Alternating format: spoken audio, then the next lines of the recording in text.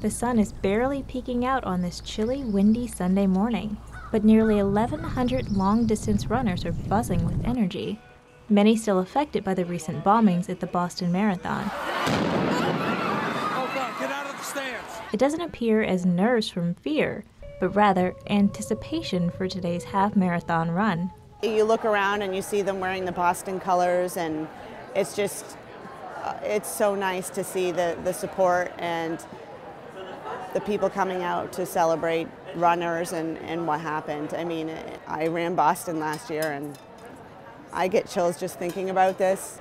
It's just emotional, very emotional.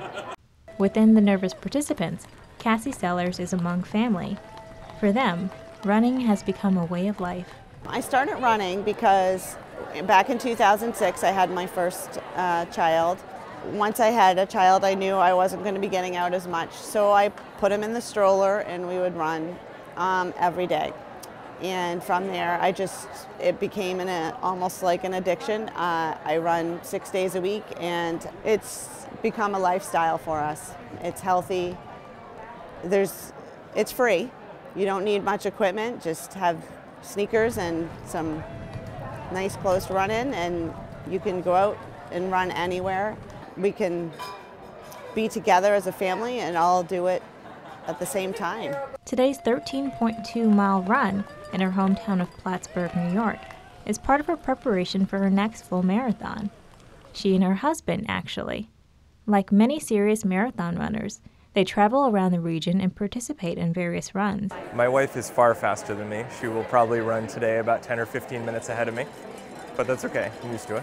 My wife ran the New York City, and just from being there watching her, I ended up signing up for the Ottawa Marathon in the following year. So there's something really special about those runs. Now the married duo each picks one full marathon a year, alongside many other shorter distance races. Had Cassie chosen Boston this year instead, her moment of triumph, seeing her family in the crowd near the finish, would have been devastatingly different. We were actually not too far from the second bomb on the other side of the street, kind of on the corner when you come up the hill and it's the final straightaway. So it was kind of had a little bit more of a disturbing feeling knowing that we had our kids not far from that. Today's event is being handled with an overabundance of caution, according to the head of the Recreation Department, but with no drastic changes to security. About halfway through the race, Cade and Maisie Sellers are waiting to see their parents. With the help of a family friend and his children, they hand out water to runners as they pass the family home. Cade, who is 6, and Maisie, who now is 5, are young runners in their own right. They participate in the fun runs held by the local recreation department, and Cade often runs with his dad on his 3-mile runs a few days a week. Well, we've made it family events, so I mean, in some cases it could kind of get you away from your kids, but we've incorporated our kids into a lot of it. So when we used to run our 5 and 10K runs around here, we would push them in the strollers. My son has run a 5K race, and there's a couple upcoming races, and he wants me rather to run on my own to run with him. While the kids cheer on, Cassie is again reminded why she loves doing this, and the significance of running so soon after tragedy. It's